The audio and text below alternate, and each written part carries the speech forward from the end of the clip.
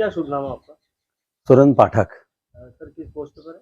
मैं सहायक पशु चिकित्सा क्षेत्र अधिकारी। सर ये सालरिया गो अभ्यारण्य है, ये निजी हाथों में सौंपा जा रहा है, तो इसमें क्या परिवर्तन होगा और क्या फायदा होगा इससे? ये निजी हाथों में सौंपा जा रहा है। यह मतलब क्या है कि जैसे कि अपन अपना देश भारत देश सनातन धर्म से जुड़ा हुआ है और धार्मिक और आध्यात्मिक भावना है अपने यहाँ। तो जो जो मध्य प्रदेश शासन ने जिस संस्था को दिया है वो पचमेड़ा में महंत श्री दस दशानंद जी महाराज की उनको ट्रस्ट को दिया है। और उनके यहाँ पहले से ही 1,25,000 गौ माताओं की सेवा पूजा की जाती है। और उसी दौरान मध्य प्रदेश सरकार ने उनकी व्यवस्था को देखते हुए ये मध्य प्रदेश शासन की जो गौ अभ्यारण्य है सालरिया, ये उनको हाथों में सौंपना सुनिश्चित किया है। और इससे ताकि गौ माता की सेवा अच्छी होगी और जो जन भावना है, आसपास के ग्रामीणों की जो भावना है वो परिवर्तन होगी, धार्मिक भावना से जुड़ेंगे और गौ माता को अपनी माता समझ कर यदि आराधना या पूजा या उसकी जो साफ सफाई वो कार्य करेंगे तो गौ माता में वृद्धि होगी। अभी तक ये मध्य प्रदेश शासन के हाथ में था, तो ये जो धार्मिक भावनाएं जो मजदूरों लेबरों के मन में ऐसी धार्मिक भावनाएं नहीं थी। अब जब इनके साथ में जाएगा, संत और महंतों के साथ जुड़ेगा, तो उसमें धार्मिक भावनाओं से गाय जुड़ेगी। तो गौ माता में अपने हिंदू संस्कृति में बोलते हैं कि 33 करोड़ कोटि देवता विराजमान है। तो वो ऐसी भावना जागृत करेंगे।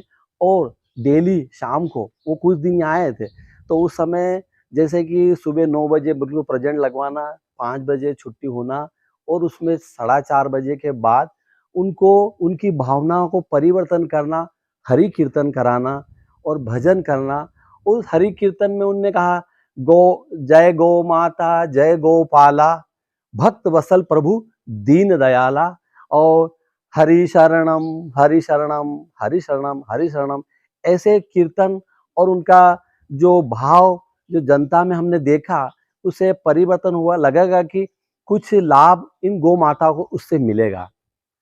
और जैसे कि हमने आपने अभी शेड में एक हमने भगवा झंडा लगा रखा।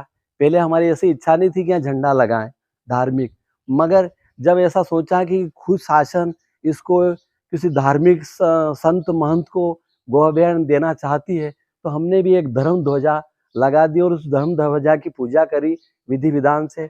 और हमारी गौ माता की समय समय पर अच्छे अच्छे जो त्योहार आते हैं, दिन आते हैं, उन पे इनकी पूजा अर्चना कराते हैं। साथ में हम भी इनको जो दलिया के लड्डू बना के इनको गौ माता को खिलाते हैं। और पहले गोपाष्टमी की ऐसी पूजा हुआ करती थी, मगर अब हम ज़्यादातर इनकी पूजा करते हैं। और हमारे भी भाव में एक अलग से एक परिवर्तन है कि हमारी माँ भगवती जो गौ माता है, अच्छी सेवा हो, सबकी यही भावना है, शासन की यही है, जनता की यही है। पाठक जी, अभी किस तरह की परेशानियां हैं जिनको आप ये सोचते हैं कि निजी हाथों में जाने के बाद वो परेशानियां खत्म हो जाए? यहाँ पर जो जो यहाँ की कार्यकर्ता है, जो मजदूर है, ये क्या है कि अभी तक जैसे कि कोई एक मजदूर किसी संस्था पे काम करता है, तो वो सोचता है कि 9 बजे से 5 बजे तक अपने को केवल कार्य करना है।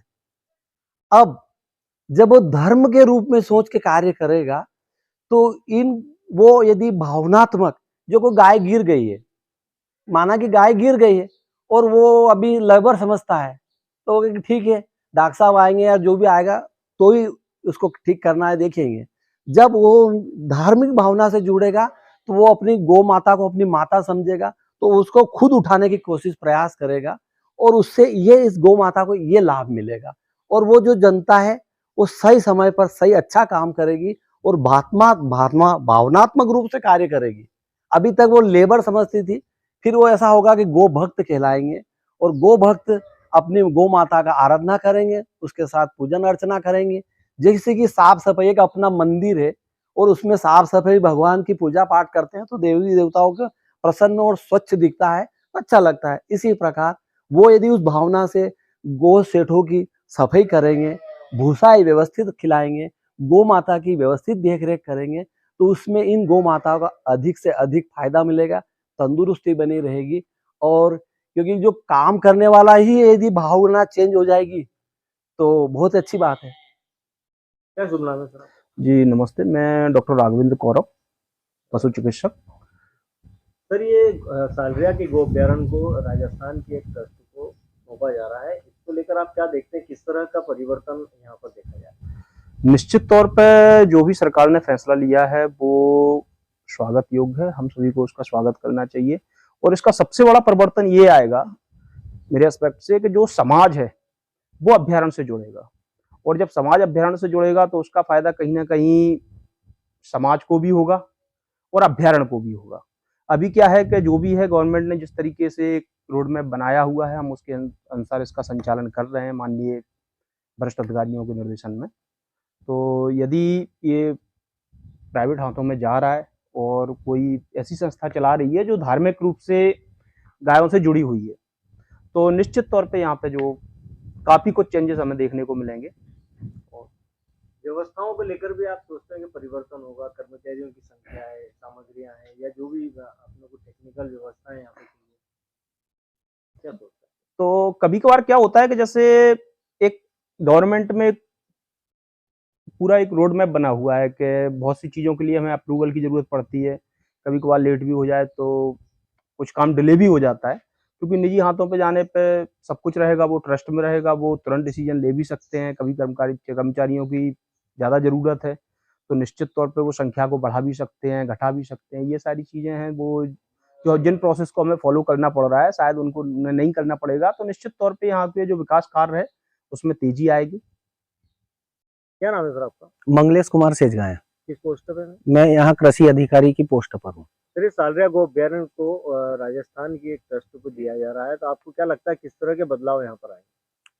सर इसका निजीकरण करने से बहुत कुछ बदलाव आ सकते हैं। अभी तक सरकार की आर्थिक व्यवस्था के अकॉर्डिंग चल रहा था। अगर यहाँ पर और अच्छे से इनपुट लगाए जाएं तो आउटपुट बहुत कुछ मिल सकता है, जिससे ये गो अभ्यारण्य खुद के आर्थिक स्तर से प्रबंधित हो सकता है, मतलब मैनेजमेंट हो सकता है। यहाँ पर हम और एग्रीकल्चर को विकसित कर सकते हैं, जिससे चारे के साथ साथ अदर दूसरे व्यवसाय या धंधे हैं उनको विकसित करके गौ माता को भी पूर्ति कर सकते हैं, और इस पूरे फार्म को या पूरे अभ्यारण्य को हम सेल्फ सस्टेन मतलब खुद की इनकम से चला सकते हैं। जैसे कितनी भूमि पर अभी ये संचालित हो रहा है और उसमें से कितनी उपयोग होती है? अभी खेती के हिसाब से देखें तो 200 बीघा में मतलब खेती की जा रही है हरे चारे के लिए, जिसमें नेपियर है लगभग 20 बीघा का, बाकी मक्का है, बाजरा है, ज्वार चरी है। इन सब की अभी खरीफ ऋतु में बुआई की थी 200 बीघा में। निजी हाथों में जाने के बाद आपको लगता है इसका रकबा और बढ़ेगा और संसाधन हाँ, और बढ़ सकते हैं? निजी हाथों में जाने के बाद खेती का रकबा लगभग 500 टच हो जाएगा और संसाधनों का भी भरपूर उपयोग किया जाएगा। यहाँ पर अगर और कुछ बढ़ाते हैं तो जो लेबर है उनको भी रोजगार मिलेगा, बहुत कुछ कर सकते हैं यहाँ पर।